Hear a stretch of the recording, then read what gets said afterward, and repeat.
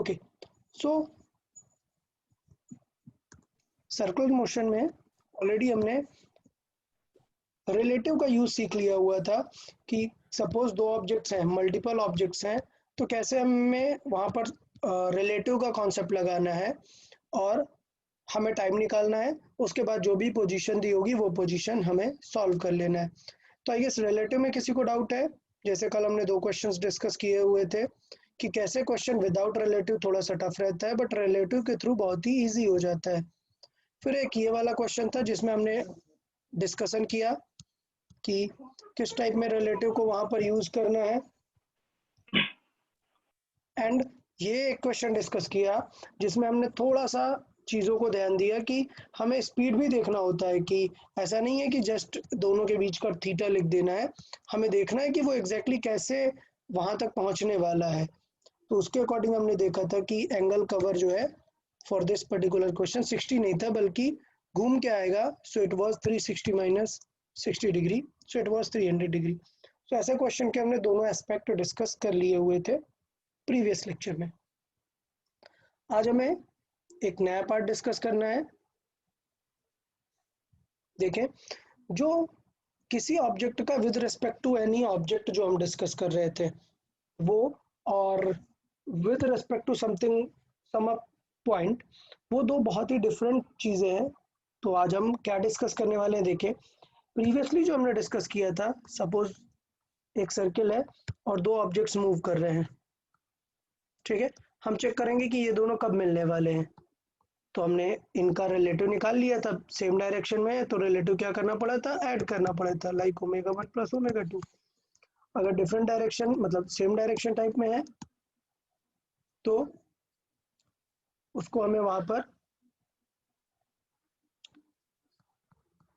Subtract करना पड़ा।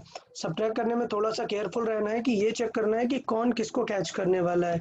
Suppose अभी तो 180 डिग्री है, चाहे ये इधर पहुंचे ये फिर इधर पहुंचे, कोई फर्क नहीं पड़ता, बट अगर 180 डिग्री नहीं है तो आपको केयरफुल रहना है कि किसका स्पीड ज़्यादा है और कौन वहां पर कवर करने वाला है। ठीक है, आज हम इससे थोड़ा सा डिफरेंट चीज़ डिस्कस करेंगे। आज का जो हमारा टॉपिक का डिस्कशन है, एंगुलर स्पीड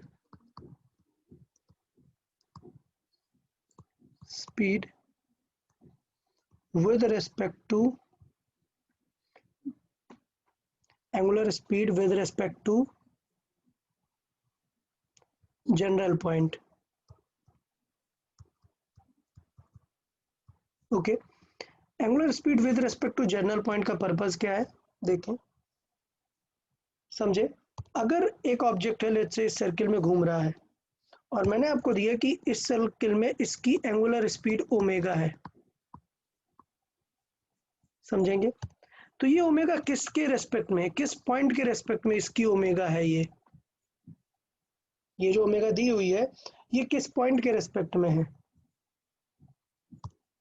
आप जानते हैं कि ये ओमेगा है with respect to the centre, with respect to the centre.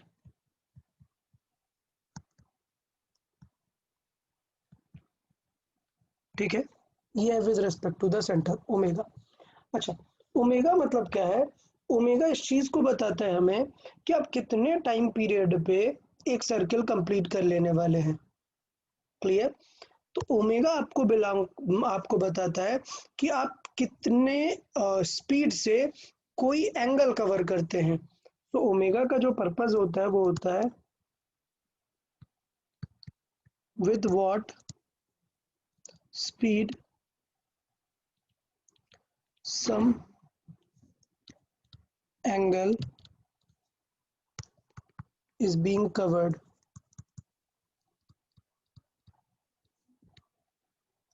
Clear. And time period क्या होता है, टाइम पीरियड होता है time taken to cover a 360 degree angle. So time taken to cover 360 degree और 1 फुल साइकिल। तो ये हो गया टाइम पीरियड। तो इसका मतलब अगर मैं बात करूं कि टाइम पीरियड हमें कवर कैसे निकालना है, तो आपको पता है ना टाइम कैसे निकालते हैं, प्रीवियसली हमने डिस्कस किया था, क्या होता है एंगल ओवर ओमेगा। और हमें टाइम पीरियड चाहिए, टाइम पीरियड, ये टी तो हम यहाँ पर साइड पे लिख सकते हैं कि टी मीनिंग होगा एंगल ओवर ओमेगा। लेकिन जब हमें टाइम पीरियड चाहिए, सो टाइम पीरियड को कैपिटल टी से रिप्रेजेंट करेंगे। कितना एंगल कवर करना चाहिए, 360 डिग्री, 360 डिग्री मतलब 2 पाई, और नीचे ओमेगा होगा। ये हमारा टाइम पीरियड लिखने का पैटर्न होगा। टाइम पीरियड के साथ साथ एक और वर्ड यूज होता है, क्या, फ्रीक्वेंसी। फ्रीक्वेंसी क्या हो जाती है, 1/टाइम टाइम। पीरियड, या सो 1/टाइम पीरियड मतलब इसका उल्टा हो जाएगा, सो ओमेगा बाई 2 पाई हो जाएगी क्या, फ्रीक्वेंसी। क्लियर। तो ये जो फ्रीक्वेंसी है, ये जस्ट इनवर्स ऑफ टाइम है, मतलब इसका यूनिट क्या होगा इस फ्रीक्वेंसी का, इसका यूनिट होगा पर सेकंड, पर सेकंड। और एक बहुत ही फेमस यूनिट होता है फ्रीक्वेंसी का, हर्ट्ज।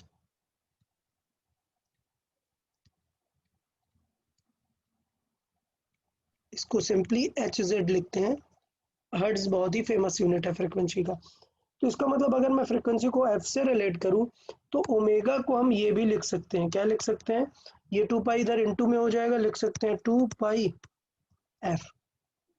ये एक चीज आपको और याद रखनी है, क्यों, मैं ऐसा क्यों कह रहा हूं, क्योंकि कई बार आपको चीजें जो हैं एक डिफरेंट फॉर्मेट में दी होंगी। मतलब कैसे, आपको फ्रीक्वेंसी दी है लेट्स से हर्ट्ज में और पर सेकंड में, तो इसका मतलब आपको अगर एंगुलर स्पीड निकालनी है, किस में निकालना है, रेडियन पर सेकंड में निकालना है, तो आपको किसका मल्टीप्लाई करना पड़ेगा, 2 पाई का मल्टीप्लाई करने का। ये समझाने का मैं ट्राई कर रहा हूँ, क्योंकि आप बहुत सारे क्वेश्चन कुछ लोगों ने प्रैक्टिस स्टार्ट कर दी होगी, अगर नहीं किया है तो बहुत ही स्ट्रेट बात मैं बता रहा हूँ बार बार, क्या, कि कई बार ऐसा होगा कि आपको दिया हुआ है कि स्पीड जो है वो 20 हर्ट्ज से रोटेट हो रहा है, किससे, 20 हर्ट्ज से रोटेट हो रहा है, मतलब समझ गए इसका ओमेगा कितना हो जाएगा,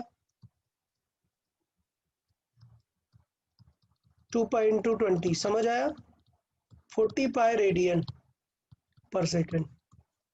किसी को कोई डाउट, अगर हमें उसका स्पीड या फ्रीक्वेंसी दे दी है लाइक 20 हर्ट्ज, आप समझ जाएंगे कि this is not usual speed, ये क्या है, फ्रीक्वेंसी दी है उसकी, तो हम एंगुलर स्पीड निकाल सकते हैं कि कितनी होगी, समझ आया। इसलिए इसलिए ये जो ओमेगा है, इसको हम स्पीड के साथ साथ एक नए नेम से यहाँ पर डिफाइन करेंगे। So this is angular speed, angular speed as well as we call it angular frequency also.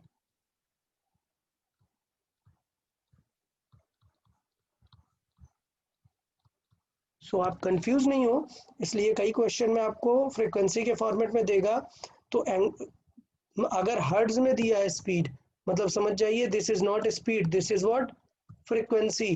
तो इसका मतलब हमें एंगुलर फ्रीक्वेंसी में कन्वर्ट करना पड़ेगा उसे, इट मीन्स हमें एंगुलर स्पीड में कन्वर्ट करना पड़ेगा उसे। बताएं किसी को कोई डाउट इसमें, टाइम पीरियड और फ्रीक्वेंसी को लेके, नो। नहीं, बेसिक आइडिया था। तो अभी हम एक्चुअली डिस्कस क्या करना चाह रहे थे, कि एक angular speed with respect to general point. तो अगर कोई पॉइंट नहीं दिया हुआ है, मतलब ये एक विद रिस्पेक्ट टू सेंटर है। सपोज मैं एक एग्जांपल लेता हूँ, एक एग्जांपल, सपोज दो सर्कल्स हैं, two objects they are moving in a circle, this is with the speed of omega 1, this is with the speed of omega 2। Clear. Suppose ये part A है, ये पार्ट बी है। Now if they complete the circle in same time, then whose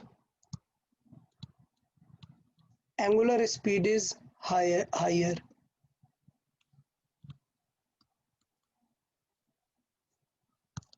पता है? B. B. B का angular speed high होगा या ए का? सोच लो। बी का। बी का हाई होगा। ठीक है, तो यहाँ पर हम टर्म समझेंगे कि यार गिवन क्या है। देखो, दे complete the circle in same time, मतलब दोनों का टाइम पीरियड क्या है? सेम। ये बताओ यार, अगर टाइम पीरियड सेम है तो इसका मतलब सर्किल भी सेम टाइम पे कवर कर रहे हैं, टाइम पीरियड सेम है। तो अगर सेम टाइम पे सर्किल कवर कर रहे हैं तो ये देखो ना, अगर सेम टाइम है तो उनका ये भी क्या रहेगा? सेम रहेगा ना। सेम। तो यहाँ पर यही हम बताना चाह रहे थे। इस क्वेश्चन को देने का पर्पस समझ आया सबको? तो ये थोड़ा सा हाईलाइटेड क्वेश्चन बन गया कि यार अगर टाइम पीरियड सेम है दैट मीन्स सेम टाइम पे अगर सर्किल कंप्लीट कर रहे हैं तो उनका omega must be same. Omega. Clear? तो ये चीज मैं आपको यहाँ पर हाईलाइट करके ये बताना चाहता हूँ कि अगर टाइम पीरियड सेम है और I say they complete the circle like in the same time, time period का मतलब ये है कि they complete circle, okay they complete ये ऑलरेडी क्वेश्चन में गिवन है, they complete the circle in same time which means उनका time period same है, then omega must be same. So omega of A must be equal to omega of B. तो इसका मतलब feeling तो कुछ गड़बड़ लग रही है ना हमें। हमें पता है कि अगर बी को कंप्लीट करना है तो बी को फास्ट कवर करना पड़ेगा। तो एग्जैक्टली बी की कौन सी चीज फास्ट है? लीनियर स्पीड फास्ट है, वेलोसिटी फास्ट है। ठीक है, सो आई स्टेट इट हियर। आपको पता है लीनियर और एंगुलर वेलोसिटी में रिलेशन कैसे बता सकते हैं? It is v is equal to r omega. Clear? So हमें पता है कि r of b is greater than r of a। Done? तो इसका मतलब क्या होना चाहिए? Then r b into omega b must be greater than r a into omega a. Clear? तो इसका मतलब जो वेलोसिटी ऑफ बी है वो ज़्यादा है वेलोसिटी ऑफ ए से, नॉट द एंगुलर स्पीड। ये थोड़ा सा आपको अच्छे से माइंड में रखना है कि एंगुलर स्पीड दोनों का सेम होगा बट लीनियर स्पीड बी वाले का ज़्यादा होगा। तो अभी समझ में आया सबको कि मैं क्या यहाँ पर बताना चाहता हूँ? सर्किल कंप्लीट करने पर ओमेगा डिपेंड करता है कि कौन कितना जल्दी सर्किट कंप्लीट करेगा। उसके लिए अगर किसी को फास्ट जाना है तो उसकी लीनियर स्पीड बदल जाएगी। एंगुलर तो डिपेंड करेगा कि वो टाइम कितना कंज्यूम करने वाला है। ठीक है, सो टाइम पीरियड सेम है सर ये मतलब। शीट में था ये। ठीक है, तो ये यार समझ में आया सबको? इसमें कोई डाउट किसी को? जो हमने ओमेगा का भी लॉजिक देखा हुआ है कि दोनों को सेम लगेगा। अच्छा, अब मैं ये चाहता हूँ आपको देखना कि यार अगर दोनों का ओमेगा सेम है और जैसे मैंने बताया कि विद रिस्पेक्ट टू सेंटर ये चीज़ होती है, क्या ओमेगा जो दिया हुआ है वो विद रिस्पेक्ट टू सेंटर होता है। अच्छा, अब अगर देखेंगे लेट्स से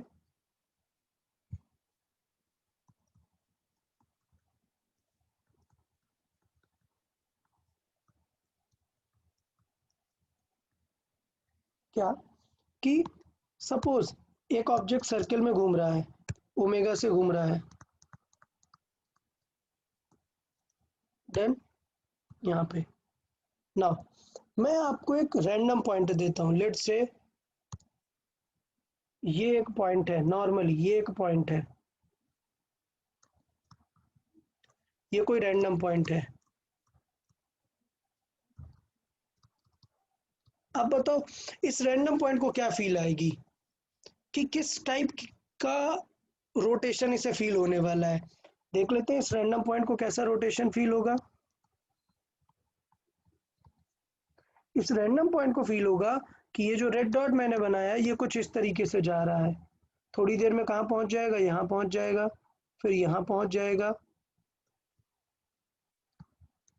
मतलब ये है, मैं ये बताना चाह रहा हूँ कि किसी जर्नल पॉइंट के अबाउट अगर आप देखोगे तो जो रोटेशन की फीलिंग है वो चेंज हो जाएगी क्या अभी ये सर्कुलर मोशन दिखेगी about the random point? No sir. नहीं। कैसी मोशन दिखेगी? Motion in a curved path दिखेगा। क्लियर? तो इसका मतलब मैं ये लिखूंगा with respect to any random point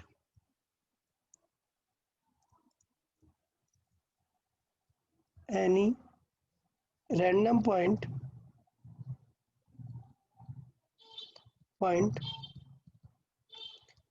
it will not be a circular motion or it will be a curved motion only. अच्छा अच्छा, कर्व्ड मोशन है तो क्या इसका कोई फिक्स्ड रेडियस होगा? क्या रेडियस फिक्स होगा? क्या नहीं होगा। रेडियस भी तो चेंज हो रहा है ना। आप देखो रेडियस चेंज हो रहा है। पहले था r1, फिर क्या हो जाएगा r2, फिर क्या हो जाएगा r3। क्लियर? तो number 1, radial distance from that point is changing.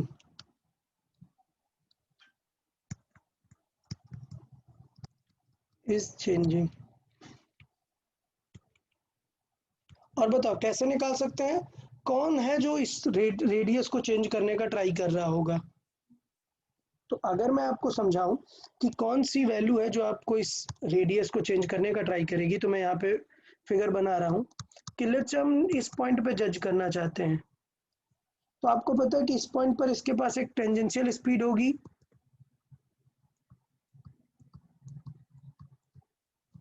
ये चीज सबको पता है। इस पॉइंट पर हमारे पास एक टेंजेंशियल स्पीड होगी। लेट्स से ये वो स्पीड है v। तो बताओ इसकी रेडियस को इंक्रीज करने का काम कौन करेगा? v का एक कंपोनेंट ही तो करेगा ना। समझ आया? अच्छा, v के अगर हमें कंपोनेंट करने हैं तो दो कंपोनेंट हो सकते हैं।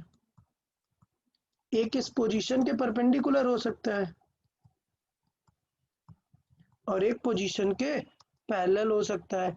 तो दो कंपोनेंट हमें v के करने पड़ेंगे। ये क्या बन जाएगा? v parallel. पैरेलल मतलब किसके? पोजीशन वेक्टर के। और ये बन जाएगा पोजीशन वेक्टर के कौन सा? परपेंडिकुलर। समझ आए दो चीजें? तो ये बताओ रेडियस को चेंज करने का काम किसका होगा? रेडियस मतलब पोजीशन को चेंज करने का काम। यस, dr/dt को चेंज करने का काम किसका होगा? ये पैरेलल वाली वेलोसिटी का। क्लियर? v पैरेलल, और पैरेलल वाली वेलोसिटी मान लेते हैं कि ये थीटा है, या फिर थोड़ा सा और प्रॉपर देखें तो थीटा हम किस चीज को बोलेंगे? किसी रेफरेंस में से हम बोलेंगे थीटा। तो लेट्स से ये पोजीशन गिवन है थीटा, तो बताएं ये 90 डिग्री होगा। ठीक है? और लेट्स से मैं यहाँ पर एक हॉरिजॉन्टल लाइन ड्रॉ कर दूं, तो ये एंगल क्या हो जाएगा? थीटा। ये हो जाएगा 90 माइनस थीटा। तो इसका मतलब ये वैल्यू भी क्या आ जाएगी? Theta.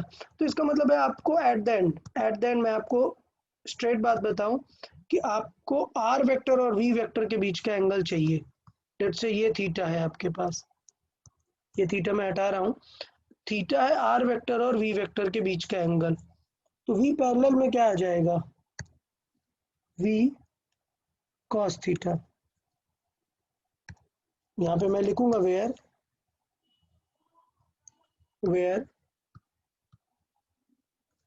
theta is angle between v vector and position vector. इन दोनों के बीच का एंगल है। तो पोजीशन वेक्टर ये स्ट्रेट जा रहा है, ये आगे जाएगा, और v वेक्टर हमारा यहाँ पर है। तो इन दोनों के बीच के एंगल को हमने बोल दिया है v। तो रेडियस यानी डिस्टेंस को चेंज करने का काम किसका होगा? v cos थीटा का। अच्छा, और v परपेंडिकुलर का काम क्या होगा? सिर्फ इसे रोटेट कराना। तो अगर हमें omega with respect to general point चाहिए, लेट्स से पॉइंट ये P, so with respect to P omega किस पॉइंट का चाहिए? लेट्स से Q। क्लियर? सो यहाँ पे लिखेंगे angular speed of point Q with respect to point P। अगर हमें ये लिखना है तो ओमेगा का फॉर्मूला क्या होता है, ओमेगा V/R लिखते हैं हम। अब V/R में अब हमें लिखना पड़ेगा V कौन सा V ओमेगा को चेंज कराएगा, परपेंडिकुलर वाला। हम लिखेंगे V परपेंडिकुलर। क्लियर? तो V परपेंडिकुलर हमें यहाँ पर यूज करना होगा, और अगर हम V परपेंडिकुलर देखें तो वो हो जाएगा V sin θ/r। अच्छा, कोई स्टूडेंट मुझे ये बता सकता है कि अगर V और R वेक्टर फॉर्मेट में गिवन है तो कैसे निकालेंगे? ये याद रखें, omega with respect two point P है, ये नॉर्मल ओमेगा नहीं है, ये with respect two point P है। अगर मैं यहाँ पे लिखूं if R vector if R and V are in vector format,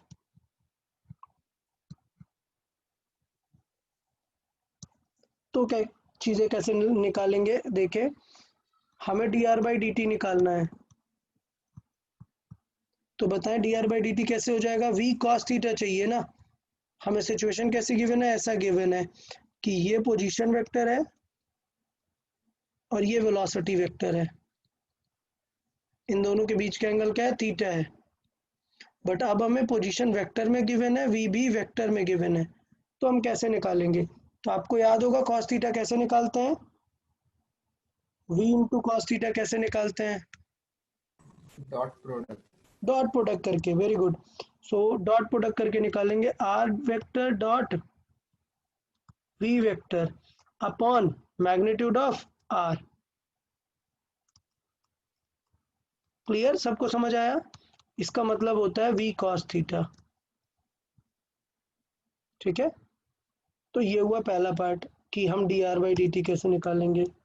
फिर जैसे मैंने बताया, ये पॉइंट P है, ये पॉइंट Q है, तो ओमेगा ऑफ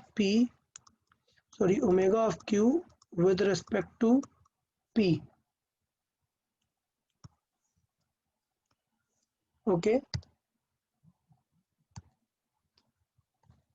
तो वो क्या होगा? अभी जस्ट हमने देखा V परपेंडिकुलर हमें चाहिए था, V परपेंडिकुलर, जो कि क्या बन गया था हमारा? V sign theta. तो याद है साइन थीटा कैसे निकाल सकते हैं? क्रॉस प्रोडक्ट करके। क्लियर?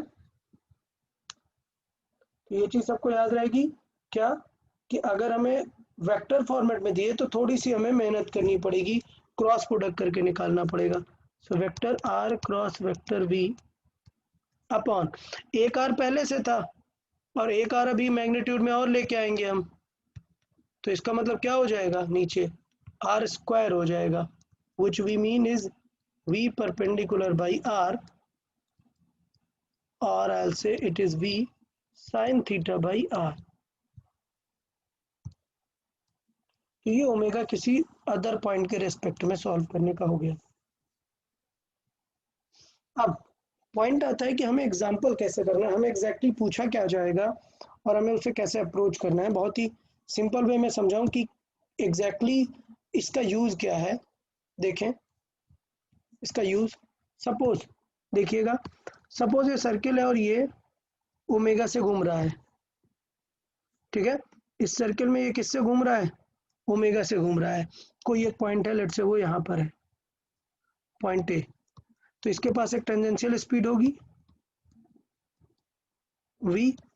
तो अगर मैंने पूछा कि सेंटर के अबाउट इसका एंगुलर स्पीड कितनी है, तो वो है ओमेगा। लेकिन अब मैंने बोल दिया कि किसी पॉइंट ऑन द सर्कमफ्रेंस इसके अबाउट क्या होगा इसका ओमेगा, तो आप कैसे निकालेंगे? आप ये चीज फॉलो करेंगे जो मैंने अभी आपको बताया हुआ है। समझ आया सबको? तो मैं एक क्वेश्चन आपको सॉल्व करके दिखाता हूँ, जो कि बहुत ही एक अच्छा सा आइडिया है, जिसे आपको याद भी रखना है। इसका रिजल्ट आपको याद रखना है क्या, गिवन है A is revolving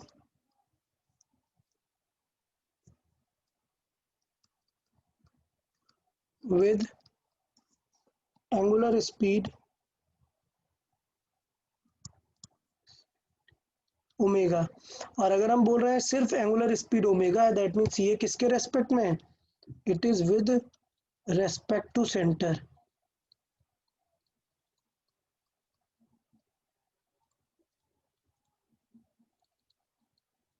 ओके, और हमें फाइंड क्या करना है? Find its angular speed with respect to any point on the circumference। समझ आया क्वेश्चन? कि हमें क्वेश्चन में पूछा हुआ है कि सेंटर के अबाउट अगर ओमेगा से घूम रहा है तो सर्कमफ्रेंस के अबाउट क्या फील आने वाला है, उसे किस स्पीड से फील होगा। तो लेट से मैंने पॉइंट मान लिया है B point is on the circumference. Assume a point B on circumference। अब इसका मतलब हमें क्या चाहिए? हमें चाहिए omega of point A with respect to B. Clear? अच्छा, एक चीज पहले आपको ये समझना है कि कुछ स्टूडेंट अभी इसको पुराने वाले रिलेटिव से ले लेते हैं। पुराना वाला रिलेटिव क्या है? मतलब जो हमने प्रीवियस लेक्चर में पढ़ा है, ये हमने टाइम सॉल्व करने के लिए पढ़ा हुआ है। ये जो रिलेटिव हमने पढ़ा है ये सॉल्विंग के लिए पढ़ा है कि फील क्या आएगी ए को for angular speed of B. इसका मतलब वो रिलेटिव वाला बिल्कुल नहीं है जो हम अभी सॉल्व कर रहे हैं। तो आपको ये चीज थोड़ा सा ध्यान देना है कि ओमेगा ए माइनस बी मतलब ये नहीं है कि आप omega of A minus omega of B कर दो रैंडमली। ठीक है? नहीं, कैसे निकालते हैं? वी परपेंडिकुलर ओवर आर, और ये आर रेडियस है क्या? नहीं, इस आर का मतलब क्या है? पोजीशन। तो ये आ रहा है हमारा पोजीशन। तो चलो फाइंड करने का ट्राई करते हैं। इस क्वेश्चन में वी परपेंडिकुलर फाइंड करने का ट्राई करते हैं। देखें, मैं इस फिगर में वी परपेंडिकुलर फाइंड करने का ट्राई करूंगा। ये मैंने हॉरिजॉन्टल लाइन ड्रॉ की है, तो ये बन जाएगा हमारा वी परपेंडिकुलर। किसी को कोई डाउट वी परपेंडिकुलर में?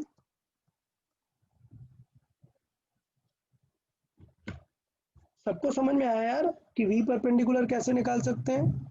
अच्छा, अभी क्या किया मैंने, हम तो कोई भी पॉइंट ले सकते हैं, हम कोई भी पॉइंट ले सकते हैं पोजीशन के लिए, बट लेट से ऐसा पॉइंट लेते हैं स्ट्रेट लिया हमने जिससे सॉल्व करना इजी हो जाए चीजें। तो लेट से इसको मैच करते हैं और हमें पता है कि ये दोनों रेडियस है, तो ये दोनों एंगल सेम होंगे।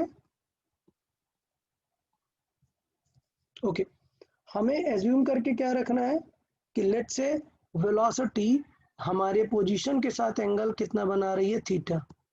सो ये हमें लेट से थीटा गिवन है। डन? अच्छा, अब आप बताएं थोड़ा सा, अगर ये थीटा है और हमें पता है ये जो दो रेड लाइंस हैं इनके बीच एंगल कितना है? 90 डिग्री है ये, तो ये एंगल कितना हो जाएगा? 90 माइनस थीटा हो जाएगा। सबको समझ आया? और इस एंगल को अगर मैं अल्फा बोलूं तो अल्फा कितना हो जाएगा? 90 माइनस थीटा। इसमें किसी को डाउट कोई? बताए, ये सबको ओके है? ओके, अभी हमें क्या चाहिए? हमें वी परपेंडिकुलर निकालना है। तो वी परपेंडिकुलर क्या हो जाएगा? From this figure v perpendicular क्या होगा? V sine theta. डन? इसमें किसी को कोई डाउट है? V perpendicular is v sine theta. अब हमें क्या चाहिए? हमें ए बी चाहिए। ये जो डिस्टेंस है ए बी की, ये चाहिए। बताओ कोई बता सकता है ए बी कैसे निकाल सकते हैं, length of A be in terms of radius? बिल्कुल निकाल सकते हैं। देखें, अगर मैं ये ट्रायंगल ले लूं और लेट से ये पॉइंट है कोई डी और ये पॉइंट है सी, तो यहां पर मैं triangle B C D use करूं तो बी डी लेंथ किससे निकल आएगी? अगर हमें ये पता है रेडियस, बी टू सी क्या है? रेडियस है। तो हम क्या निकाल सकते हैं? कॉस थीटा लगा सकते हैं, कॉस अल्फा। कॉस अल्फा क्या हो जाएगा? कॉस अल्फा होगा base that is B D over hypotenuse that is B C. So B D की वैल्यू कितनी आ जाएगी? बी डी की वैल्यू बन जाएगी बी सी इंटू कॉस, और अल्फा को क्या लिख सकते हैं? 90 माइनस, 90 माइनस। या सो अल्फा को हम लिख सकते हैं 90 माइनस थीटा। तो बी डी, ये जो बी डी है, बी सी क्या है? वो रेडियस है, और कॉस 90 माइनस थीटा क्या बन जाएगा? Sine theta. Sign theta. तो अगर बी डी हमारा आर साइन थीटा है तो इसका नेट मतलब जोडायचा आणि युट्यूबवर सर्च करायचा पिक्चर कुठला बी डी बघणार कितना हो जाएगा? 2 टाइम्स हो जाएगा। क्लियर? सो इसका मतलब बी ए कितना हो जाएगा? 2 times of R sine theta. ये हमें यहाँ पर मिल गया। तो इसका मतलब हमारी जो पोजीशन है वो कितनी हो जाएगी? 2 आर साइन थीटा। तो साइन थीटा कैंसिल, ये क्या बन गया? v by 2 R. अच्छा, ये जो v बाई आर है, v बाई आर, ये तो क्या था? एक्चुअल ओमेगा होता है ना, सेंटर के अबाउट जो ओमेगा होता है उसे सिंपल लिख सकते हैं क्या? v by R. क्लियर? तो इसका मतलब ये जो v बाई आर है, this is omega about centre. तो इसलिए यहाँ पर एक रिलेशन आता है जो आपको याद भी रखना है कि in a circular motion omega about circumference is half of the omega about center.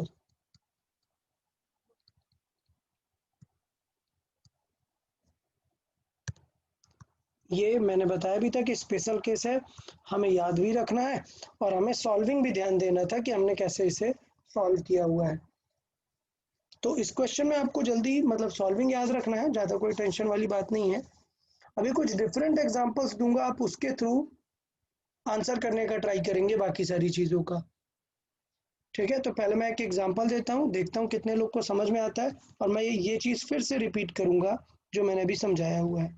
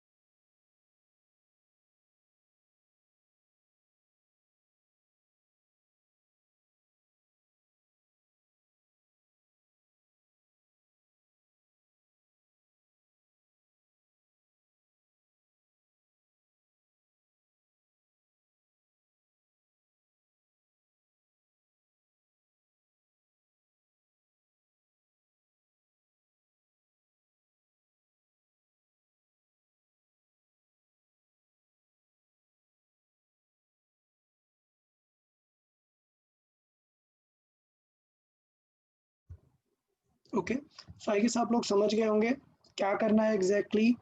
हमें omega with respect to origin चाहिए, तो मतलब हमें क्या चाहिए, सपोज ये ओरिजिन है, पॉइंट ए है और ये पॉइंट बी है, क्लियर। तो अगर हमें विद रिस्पेक्ट टू ओरिजिन चाहिए तो बताएं ओमेगा कैसे निकालते हैं with respect to any general point, v perpendicular upon r। अच्छा, ये जो v परपेंडिकुलर है ये किसके परपेंडिकुलर है, v परपेंडिकुलर मतलब ये वाली क्या,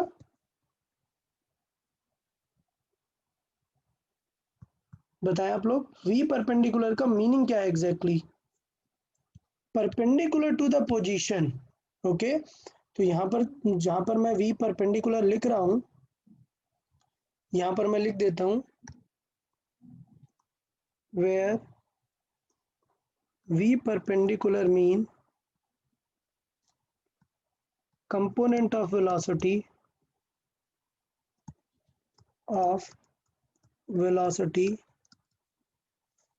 perpendicular to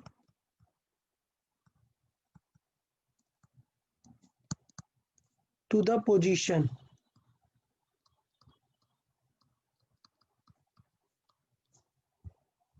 ओके, सो ये पोजीशन के परपेंडिकुलर वाली वेलोसिटी हमें यहाँ पर समझना है। तो देखें पोजीशन कैसा है, पोजीशन तो ये जो मैंने ब्लैक कलर से बनाया हुआ है इसका परपेंडिकुलर क्या आएगा, ये आएगा ना। तो हमें ये वाला कंपोनेंट चाहिए, तो कंपोनेंट के लिए क्या मस्ट है, आपको पहले एंगल ढूंढ के लाना पड़ेगा ना। तो एंगल अभी हम थोड़ी मैथमेटिक्स लगा सकते हैं, अगर ये एंगल थीटा है, क्लियर, तो ये एंगल अगर थीटा है तो इसका मतलब ये एंगल भी कितना हो जाएगा, थीटा। डन। तो इसका मतलब अगर ये थीटा है तो यहाँ पे क्या कंपोनेंट आएगा, v cos थीटा, और यहाँ पे क्या आएगा, v sin थीटा। कोई डाउट? सर समझ अच्छा, नहीं आया, फिर से बताइए। ओके, देखें हमें ये फॉर्मूला आपको समझ में आया कि omega with respect to any general point क्या करना होता है, फॉर्मूला क्या है, परपेंडिकुलर स्पीड अपॉन पोजीशन। ये परपेंडिकुलर स्पीड किसके परपेंडिकुलर है, इस पोजीशन के परपेंडिकुलर है, ये बात समझ आई सबको। तो इसका मतलब ये है कि ओमेगा निकालते समय v परपेंडिकुलर अपॉन r जब हम लिखते हैं तो v परपेंडिकुलर है ये, because it is perpendicular to this r। ये है हमारा पूरा, दो जो मैंने हाईलाइट किया हुआ है यही हमारी इंपॉर्टेंट चीजें हैं।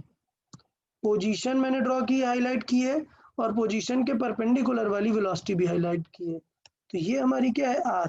r बताओ कैसे निकाल सकते हैं, पाइथागोरस लगा सकते हैं, root of 12 square plus 16 square कितना आ जाएगा,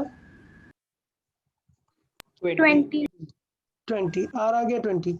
एंगल बताओ कैसे निकाल सकते हैं, टेन थीटा लगा सकते हैं ट्रायंगल में, टेन थीटा क्या आ जाएगा, 16/12, मतलब कितना, 4/3। अब बताओ 4/3 मतलब थीटा कितना हो जाएगा, 53 53 डिग्री। 53। थीटा अगर 53 डिग्री है तो अब बताओ साइन 53 डिग्री हम निकाल सकते हैं। सो ओमेगा क्या आंसर आ जाएगा, with respect to v into sine theta upon r।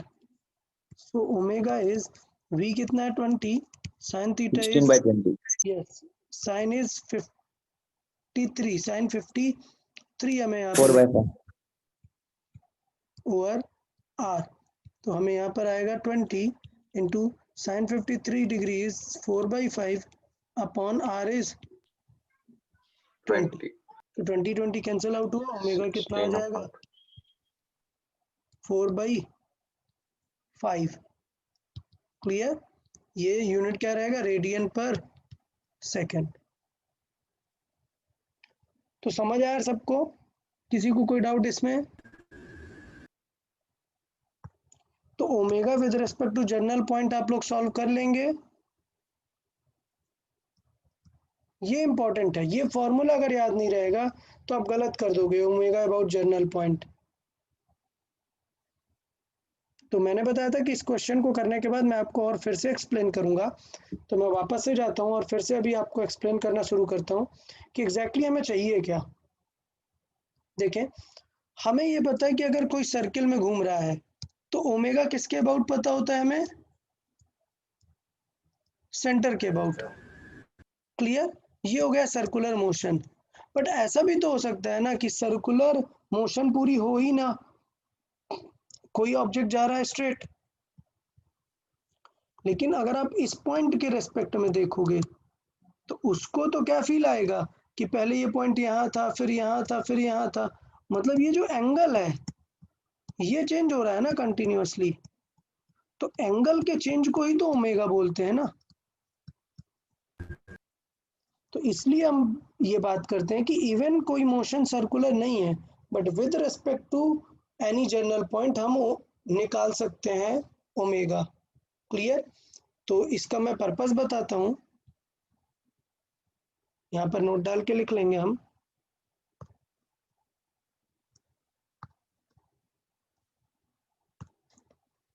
Omega means the rate of change of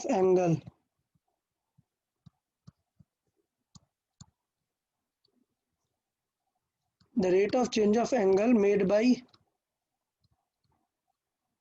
position vector।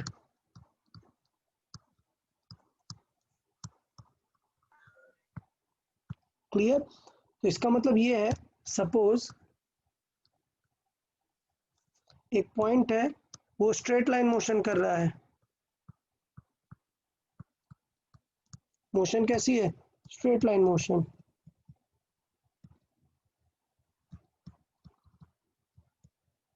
Straight line motion है तो इसका मतलब ये नहीं है कि ओमेगा नहीं होगा, क्योंकि ओमेगा तो पोजीशन के ऊपर है ना। सो ओमेगा हम हमेशा निकाल सकते हैं कि अभी एंगल ये है, फिर थोड़ी देर बाद एंगल चेंज हो गया ना, ये एंगल चेंज हो गया, चेंज, फिर थोड़ी देर बाद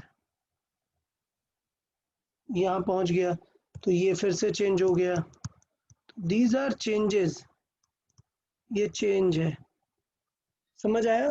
तो that means angle is changing with respect to this point A. Clear, so angular speed of B with respect to A means angle made by position vector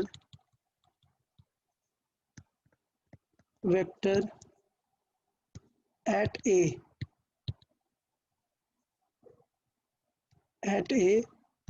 is changing with what rate। Clear, तो किस speed से वो angle change हो रहा है इसको हम बोलते हैं एंगुलर स्पीड। क्लियर, तो इसका मतलब ये है कि even it is a straight line motion, even though omega of B with respect to A zero होगा क्या, नहीं, even it is a straight line motion.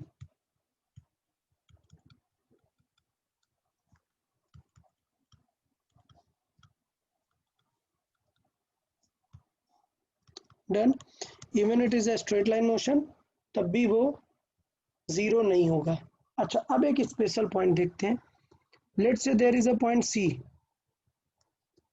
बताओ angular speed of B with respect to C क्या होगी।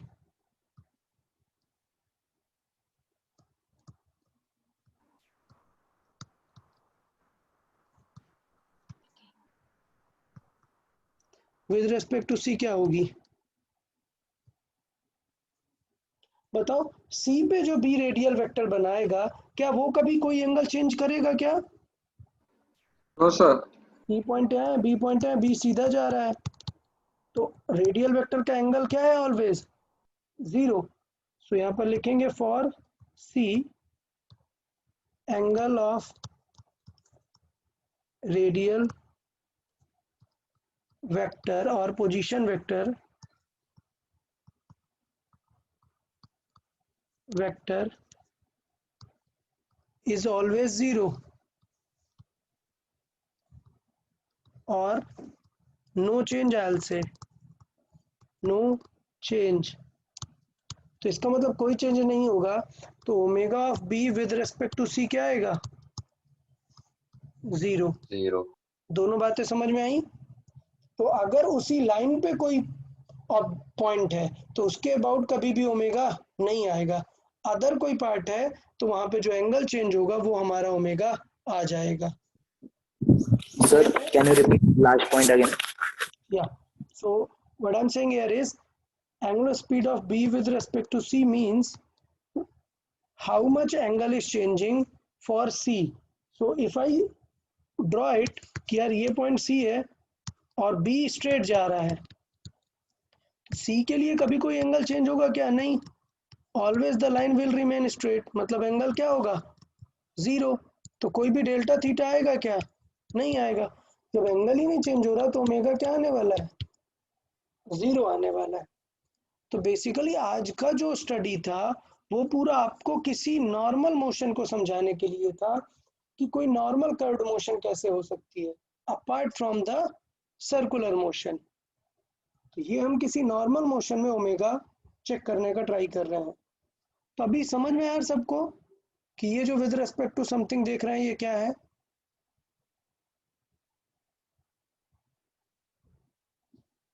बताएं, पक्का सबको समझ आया?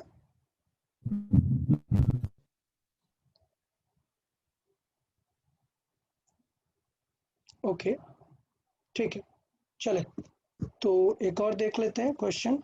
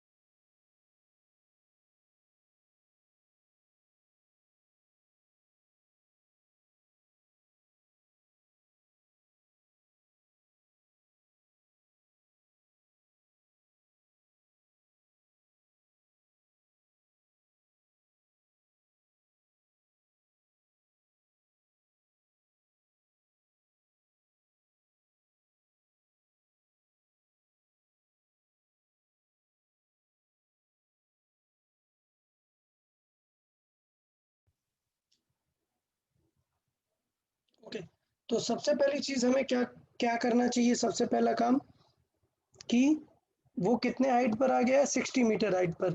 तो हमें सबसे पहले इंपॉर्टेंट क्या चाहिए होता है, what is the speed at height of 60 metre. Clear? सबसे ज्यादा इंपॉर्टेंट है हमें ये चेक करना कि वो 60 मीटर की हाइट पे उसका स्पीड कितना है। क्लियर? सो सबसे पहला काम होगा its speed at height of 60 metre.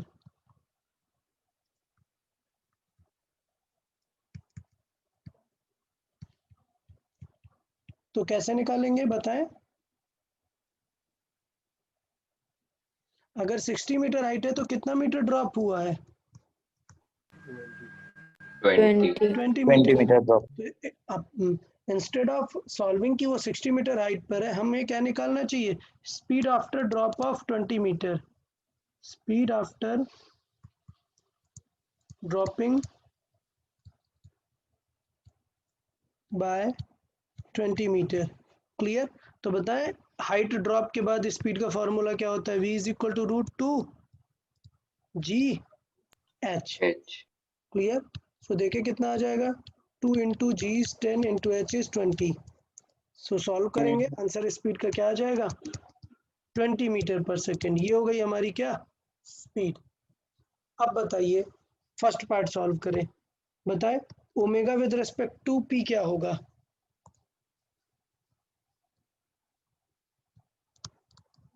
मान लेते हैं, हाँ ये पॉइंट है हमारा Zero. ए, तो omega of A with respect to P क्या होगा, अभी जस्ट हमने डिस्कस किया, क्या हो जाएगा, 0। क्यों?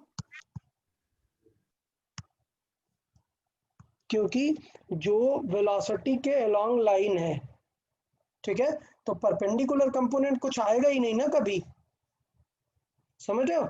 अगर इस क्वेश्चन में वो अलोंग है, angular velocity of B with respect to C, तो कोई एंगल नहीं चेंज हो रहा है, इसका मतलब परपेंडिकुलर वेलोसिटी हमेशा क्या आएगी, 0 आएगी ना। V perpendicular with respect to position,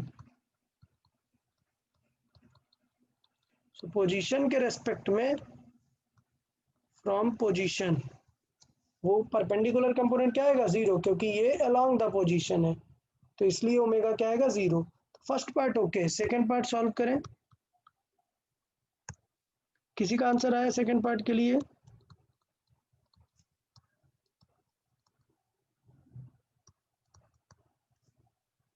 क्या लिखेंगे, omega v perpendicular over r. Find करें वी परपेंडिकुलर क्या होगी, किसके लिए परपेंडिकुलर चाहिए हमें, पोजीशन से परपेंडिकुलर। पोजीशन। ये पोजीशन है, मतलब हमें ये चाहिए। क्लियर? तो मैंने बताया कि अगर ये थीटा होगा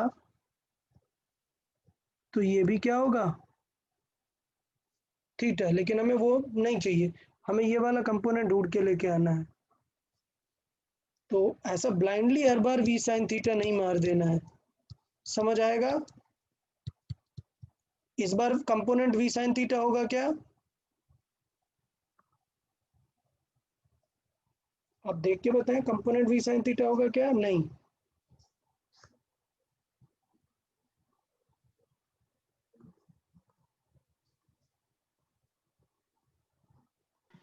सर cos थीटा होगा। कॉस थीटा होगा इस बार। तो मैं यही आपको बताना चाह रहा था कि not always, v sine theta हमेशा नहीं करेंगे, ठीक है, it is wrong. The component depends upon which theta you take. Clear? So not always the component depends upon angle.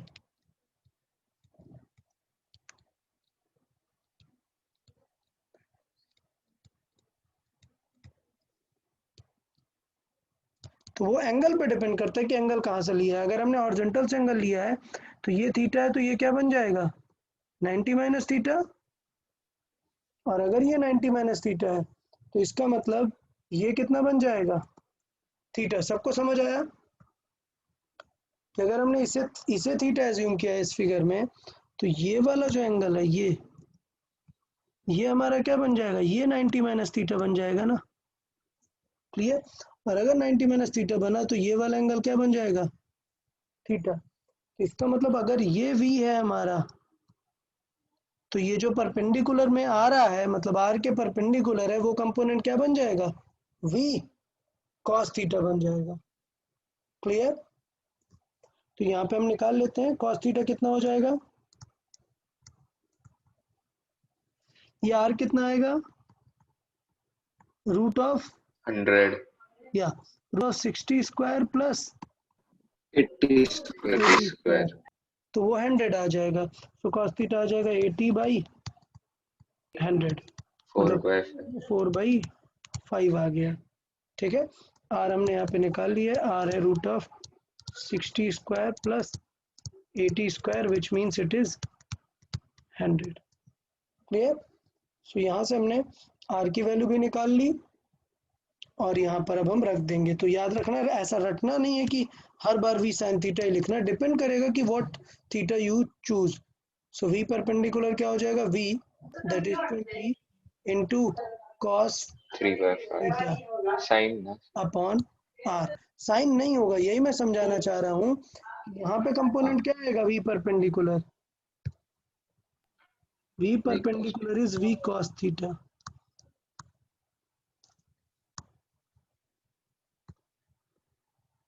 I'll highlight these two segments कि ये जो v परपेंडिकुलर है, ये आप देखो v cos थीटा आ रहा है।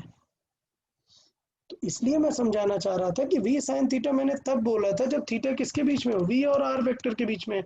जरूरी थोड़े ना है कि आपको ऑलवेज v और r वेक्टर का ही एंगल देगा। तो you need to use your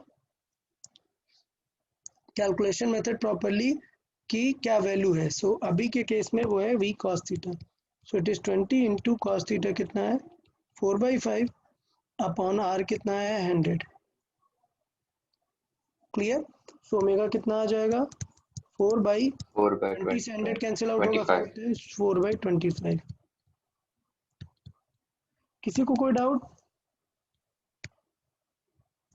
अभी ये पक्का समझ में आया सबको कि with respect to any general point कैसे निकालते हैं?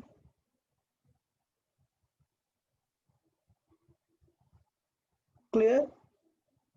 सर वो 80 मीटर डाउनवर्ड क्यों लिया, वो तो 80 मीटर से गिर रहे हैं ना ऊपर से। हाँ गिर रहा है तभी तो 80 मीटर लिया ना। ये दूसरा क्वेश्चन है, with respect to a point 80 metre away हाँ okay sir. In horizontal.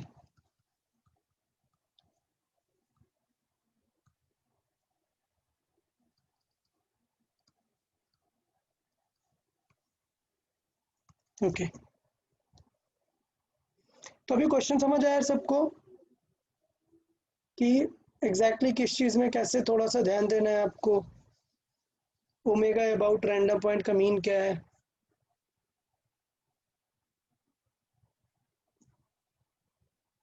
Okay. तो मैं फिर से दिखा रहा हूं जो मैंने इसके लिए सॉल्विंग में समझाया है। किसी को कुछ डाउट है तो पूछे। इस सेगमेंट में ये दोनों का स्ट्रेट फॉर्मेट में कोई भी डाउट है तो बताएं, इसे कैसे यूज करना है। और इसका वेक्टर फॉर्मेट भी मैंने बताया, तो वेक्टर फॉर्मेट भी देख सकते हैं। किसी को कोई डाउट हो तो बताएं जल्दी से, क्योंकि अभी मैंने वेक्टर का क्वेश्चन नहीं दिया, तो नेक्स्ट क्वेश्चन में वेक्टर फॉर्मेट का दूंगा। सर वेक्टर फॉर्मेट एक बार फिर से समझाइए। ओके, हमें क्या चाहिए था, v sin थीटा चाहिए था। अब याद दिलाओ v sin थीटा कहाँ पर मिलता है, डॉट में या क्रॉस में? क्रॉस प्रोडक्ट में। क्रॉस प्रोडक्ट में मिलेगा। तो इसका मतलब अगर मैं लिखूं दैट r क्रॉस v, तो ये एट द एंड क्या आता है, r v sin थीटा आता है ना। तो अगर मुझे v sin थीटा चाहिए तो r का डिवाइड करेंगे ना, clear. But v sin theta ऊपर है, नीचे एक और r का डिवाइड है, तो टोटल r कितने दिख जाएंगे, r स्क्वायर दिख जाएगा ना नीचे। समझ आया? नहीं सर, वो आर स्क्वायर क्यों आया? अरे ओमेगा का formula v sin theta by r है ना, और v sin थीटा को ही हमने लिखा है r cross v by r। अभी आया? Yes sir. समझ आया? v sin थीटा को हमने लिखा है r cross v by r, और यहाँ पर एक r का डिवाइड था ऑलरेडी, तो इसलिए वो r स्क्वायर हुआ। ओके। हाँ सर। तो अभी आई गेस आपको याद रहेगा कि क्या करना है अगर वेक्टर फॉर्मेट में दिया रहेगा, क्योंकि तब थीटा वगैरह निकालना टफ पड़ जाता है ना अगर वेक्टर दिया हुआ है। चलते हैं क्वेश्चन वेक्टर का प्रैक्टिस कर लेते हैं।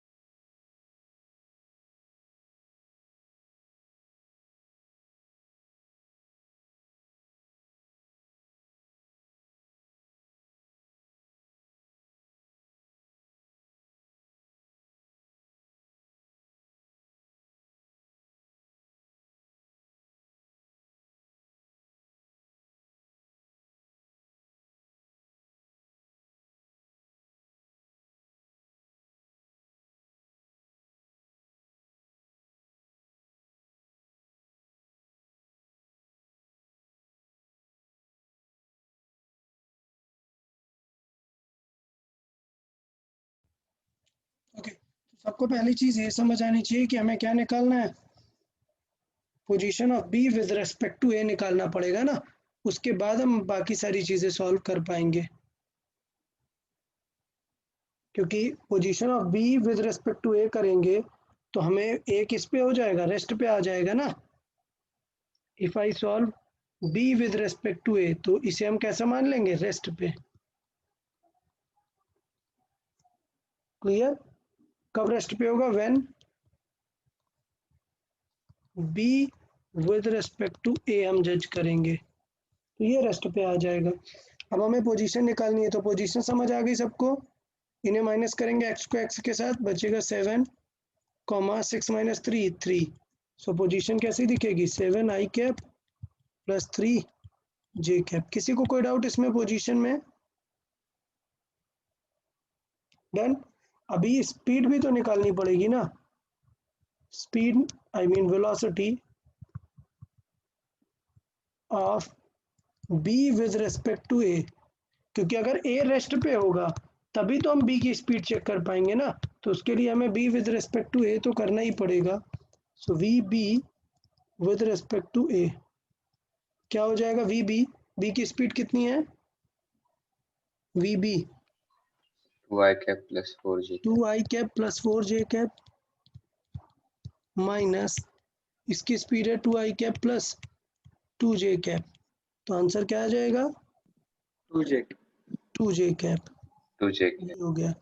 अब लास्ट हम निकालते हैं, हम अपने काम की चीज क्या, omega of B with respect to A, angular speed. Angular speed of B with respect to A, तो वो क्या हो जाएगा, v परपेंडिकुलर ओवर आर। और अगर आपको v परपेंडिकुलर निकालना है तो मैंने बताया कि क्या करा सकते हैं, r cross v vector upon r, और एक और r मिलके क्या बन जाएंगे, r स्क्वायर बन जाएंगे। R square. या तो r वेक्टर देखे कितना है, 7i cap plus 3j cap cross cross 2j cap, done, upon r कितना है, root of root 58 7 square plus 3 square, और उसका भी हमें क्या करना है, स्क्वायर कर देना है। तो देखिए आंसर क्या हो जाएगा, पहले क्रॉस प्रोडक्ट देखते हैं, आई क्रॉस जे क्या होता है, के कैप। तो आई जे क्या हो के कैप। जाता है, के कैप हो जाता है, ये होगा आई क्रॉस जे प्लस 3 इंटू 2 6 जे क्रॉस जे। सो हमें पता है कि जे क्रॉस जे तो हो जाएगा 0, 1। जे क्रॉस जे 1 होगा, अच्छा हाँ 0। 0 साइन नो 0 नो होता है, 0 0। और ये बन जाता है के cap, clear. It is divide by, इसका स्क्वायर करेंगे, 7 का स्क्वायर 49 प्लस 3 का स्क्वायर 9, 58।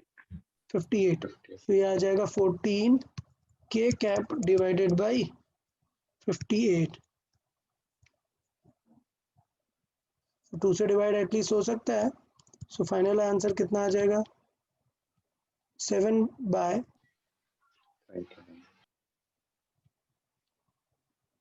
29. 29 के कैप। ओके। तो ये वैल्यू हो जाती है हमारी ओमेगा की। तो इसका मतलब ओमेगा किस डायरेक्शन में, के कैप में। और आपको याद भी है कि अगर सारी चीजें आई जे में हैं तो इसका मतलब ओमेगा कहाँ होगा, Z वर्टिकल, के K कैप cap की डायरेक्शन में होगा। तो यहाँ से प्रूव भी हो रहा है कि हम विद डायरेक्शन भी पूरी चीजें निकाल पा रहे हैं। क्लियर। तो समझ आया सबको कि ये जो हम बता रहे हैं इसका मतलब क्या है, इसका पर्पस क्या है, with respect to any other point find करने का। Done.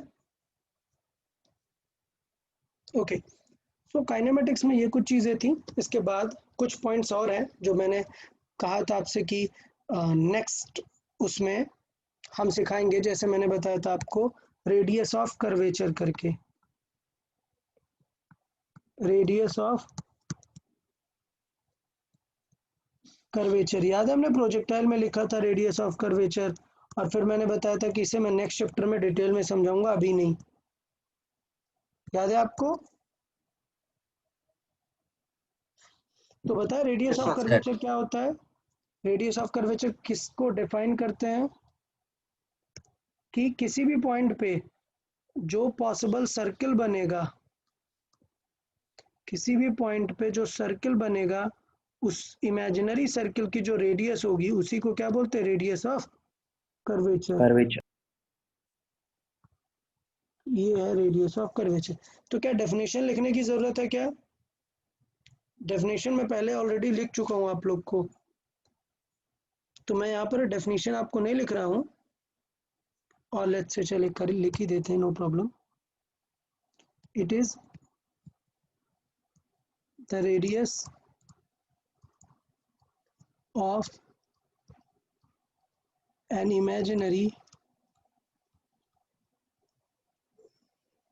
circle made at any point on a given curve,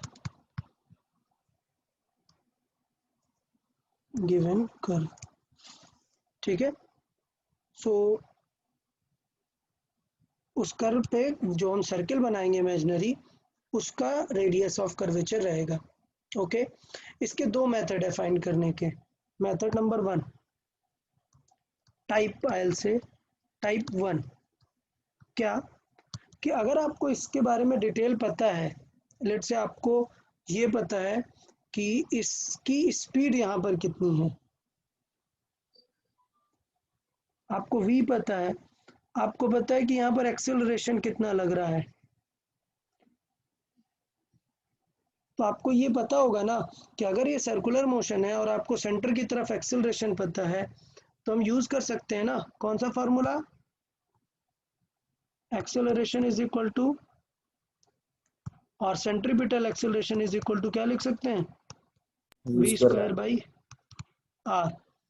तो देन r विल बिकम और रेडियस ऑफ कर्वेचर, उसे कैसे लिख सकते हैं, v square by centripetal acceleration. Clear? And what I mean by centripetal acceleration is v square upon a perpendicular. Clear? और मैं यहाँ पर फिर से लिखूंगा कि a perpendicular क्या है exactly? It is acceleration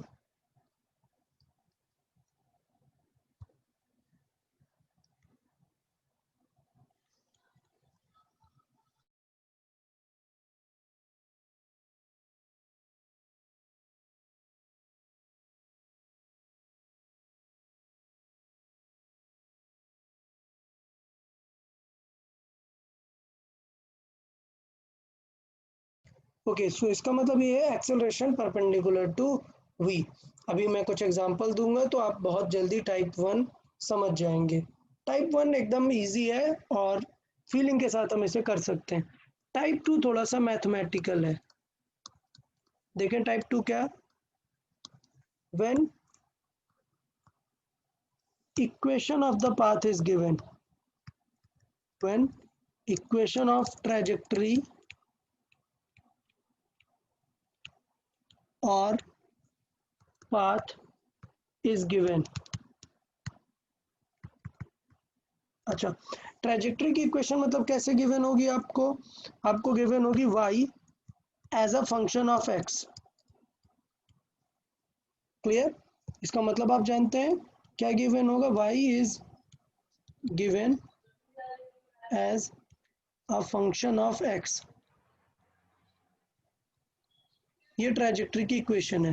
तो हम देखें किस तरीके से निकालते हैं रेडियस ऑफ कर्वेचर। देखें, सो रेडियस ऑफ कर्वेचर का हमारे पास डायरेक्ट फॉर्मूला है और आप लोग को ये फॉर्मूला ही याद रखना पड़ेगा। देखें, r is equal to 1 plus Y dash, 1 plus Y dash का square to the power 3/2।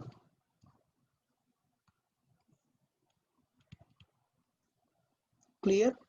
Upon Y double dash. आप जानते हैं वाई डैश का मतलब क्या है, differentiation, yeah very good. So where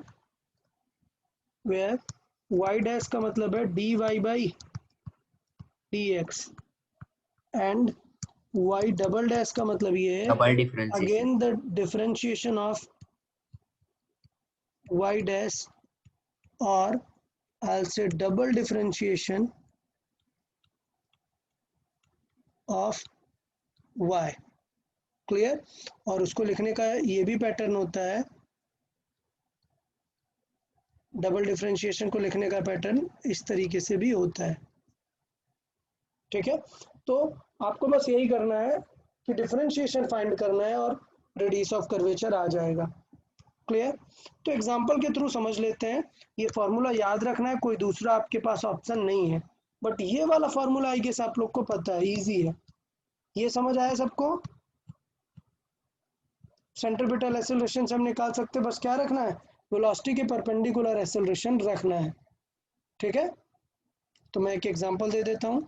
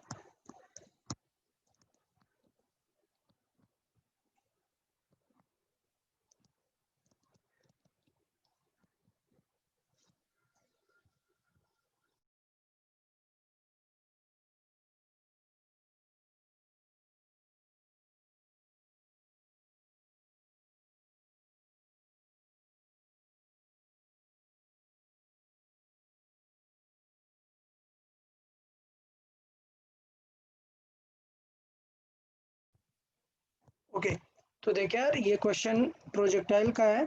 projectile में मैंने ये क्वेश्चन करवाया है क्या? रेडियस ऑफ कर्वेचर का ये क्वेश्चन मैंने कराया है क्या प्रोजेक्टाइल में? Can anyone sir. कंफर्म? अच्छा नहीं No, करा, sir. कोई बात नहीं। तो अभी यहाँ पर हम फाइंड करने का ट्राई करेंगे। ये 37 डिग्री है, क्लियर। तो इसके कंपोनेंट कर लो, बताओ इसके कंपोनेंट क्या हो जाएंगे? यू कॉस थीटा कितना हो जाएगा? cos theta और मल्टीप्लाई कर लेंगे cos 37, तो मुझे पता है आंसर आने वाला है 40। सॉल्व करके आप लोग देख सकते हैं ये आंसर कितना आ जाएगा। u sin थीटा कितना आएगा? 30. 30।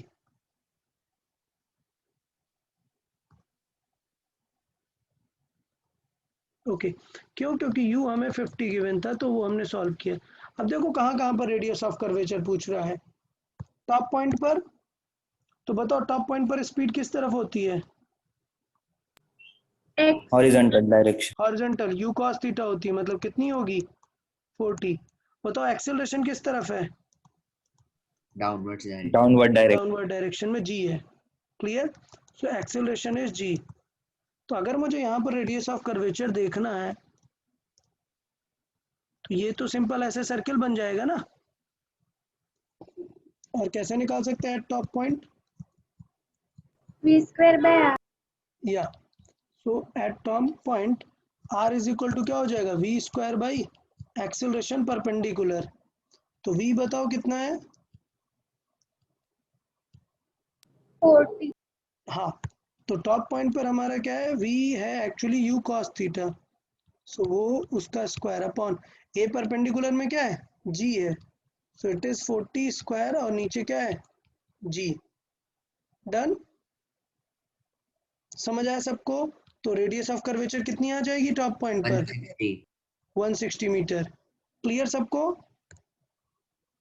एट एंड पॉइंट देखें, चले एंड पॉइंट पे देखें। तो एंड पॉइंट पे सर्कल छोटा होगा या बड़ा होगा, क्या लग रहा है? छोटा होगा। छोटा होगा। अरे यार, ये कर्व का सर्कल ज्यादा होगा या इस टाइप के कर्व का? जितना फ्लैट कर्व उतना बड़ा सर्कल ना, यहाँ तो छोटा आएगा। तो यहाँ पे तो फ्लैटर है हाँ, ना रिलेटिवली,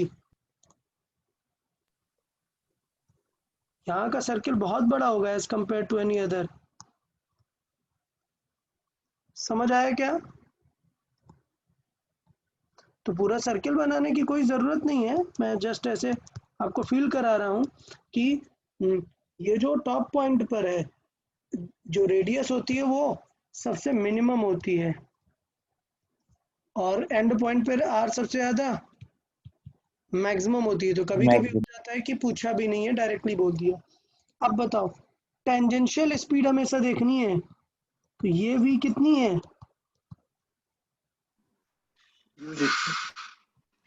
ये v कितनी है? जितनी ये फुल 50 होगा ना यार। कंपोनेंट करने की जरूरत है क्या? कुछ नहीं ना।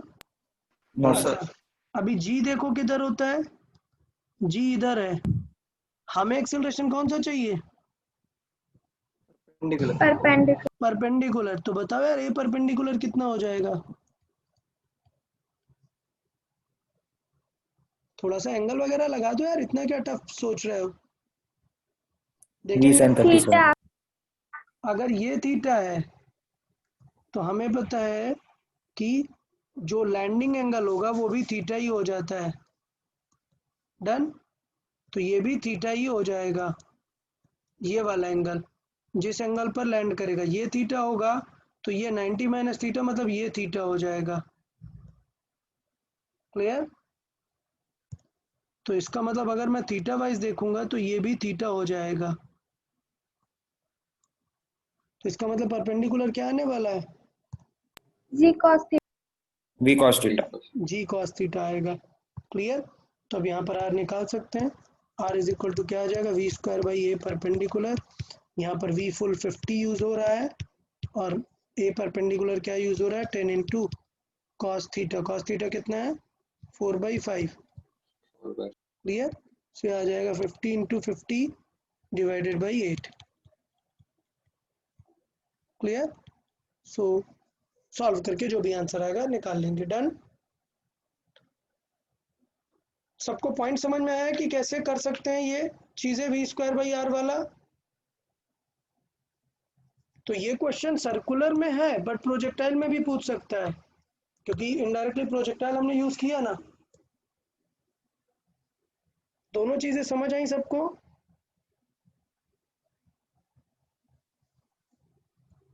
टॉप पॉइंट पर आर निकालने के लिए v लिया और एरिया परपेंडिकुलर ऑलरेडी गिवन था, तो कोई टेंशन नहीं था, डायरेक्टली लिख दिया था।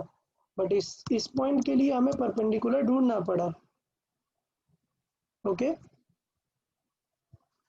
चलो एक और एग्जांपल देख लेते हैं, फंक्शन वाला।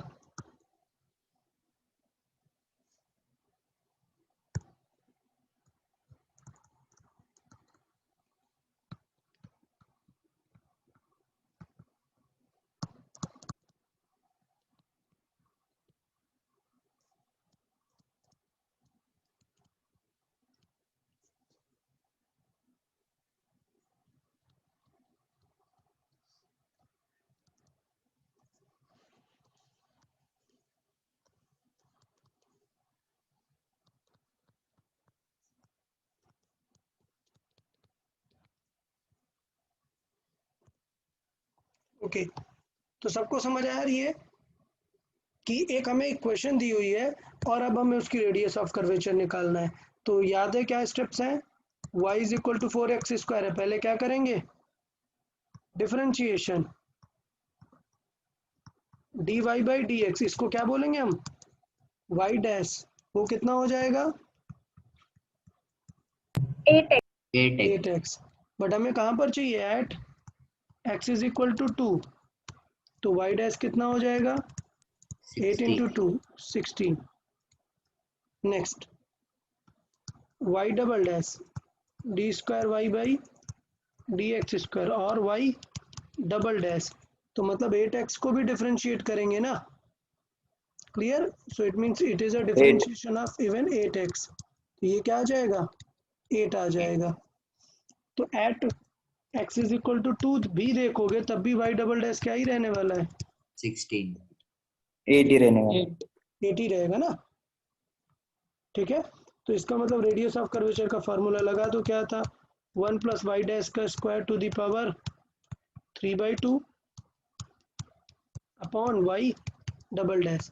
सॉल्व कर लेते हैं। 1 + y डैश कितना है?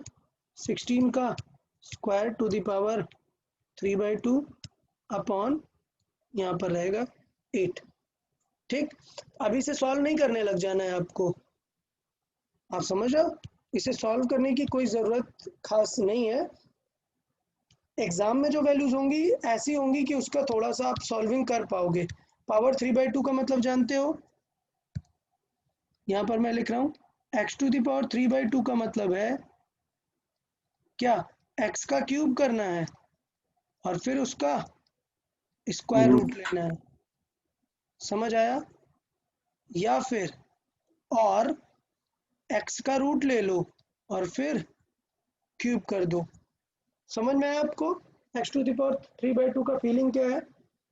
1/2 पहले लगा दो, रूट ले लो x का, फिर क्यूब कर दो या फिर डिफरेंट कर दो। ओके, ये मैंने रैंडम वैल्यूज ले लिए इसलिए आंसर ऐसा आ रहा है। जब आप बुक में से करेंगे तो आपको दिखेगा कि रिलेटिवली आप सही से कर पा रहे हैं। तो यहाँ तक यार सबको समझ में आया? कोई डाउट किसी को? ये लेक्चर थोड़ा सा टफ है रिलेटिवली, जो आज हमने डिस्कस किया है टफ है। रीजन एवरीथिंग इज न्यू, तो ये थोड़ा सा ध्यान देना है कि आपको संडे को, अभी संडे को तो कल टेस्ट है, तो संडे आप जो है सॉल्विंग कर लें प्रैक्टिस सीट की। मोस्ट प्रोबेबली मंडे को हम डिस्कस करेंगे। ठीक है, क्वेश्चन नंबर 100 to 138। ओके, तो ये लेक्चर एक बार रिवाइज करें, कुछ डाउट रहेगा तो हमें बताएंगे। Done? Okay sir, okay, okay then, thank you sir. Okay, bye bye everyone. Bye, sir. Bye, Have a nice day. sir. Yeah, you too. Bye, sir.